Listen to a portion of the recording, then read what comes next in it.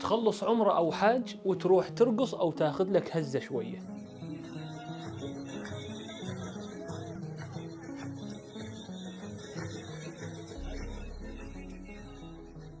هذا اللي شفتوه هو فيديو بأحد الدول العربية لمعتمرات يرقصن لأن رجعن من العمرة.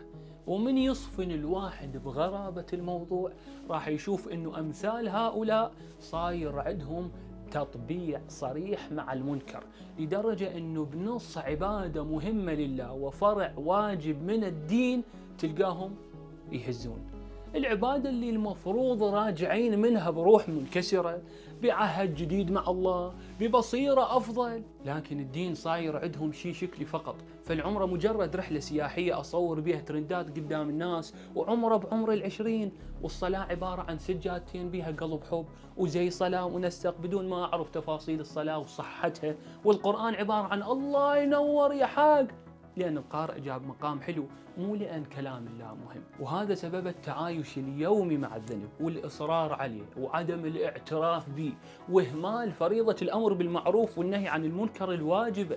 وللأسف هذا التطبيع بلش يوصل إله، وصار هواي ناس تعتبر الذنب الصريح تطور، والترويج إلى ثقافة، والابتعاد عنه تخلف، والتحذير منه تقييد وتعقيد. فش حدك تؤمر بالمعروف إذا ما سووك متخلف ورجعي وهمجي وضد الفرح وضد الحياة؟ ما يدرون إنه الدين هو الحياة، والالتزام بتعاليمه هو أصل السعادة. وممكن واحد يقول كرار ده تبالغ، لكن أي مبالغة ماكو، بل آثار هالموضوع بدأت تكون موجودة بالمجتمع. والدليل كلنا سامعين هوسات أهلا بالحج وجايب ريحة مكة وياه، وكلها ردح وطربقة يشغلوها للي يجي استوى من الحج ومن العمرة.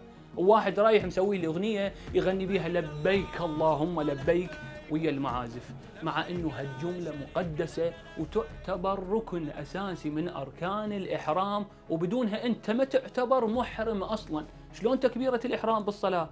تخيل هسه يجي واحد يسوي الله اكبر اغنية. فيا اخواني الاعزاء، كلنا نوقع بالخطأ، لكن مو أصر عليه وأجاهر به وأشجع الناس تسويه وأحارب من يحذر منه. أمير المؤمنين سلام الله عليه يقول: من تلذذ بمعاصي الله أورثه الله ذلا. فبعد بكيفكم.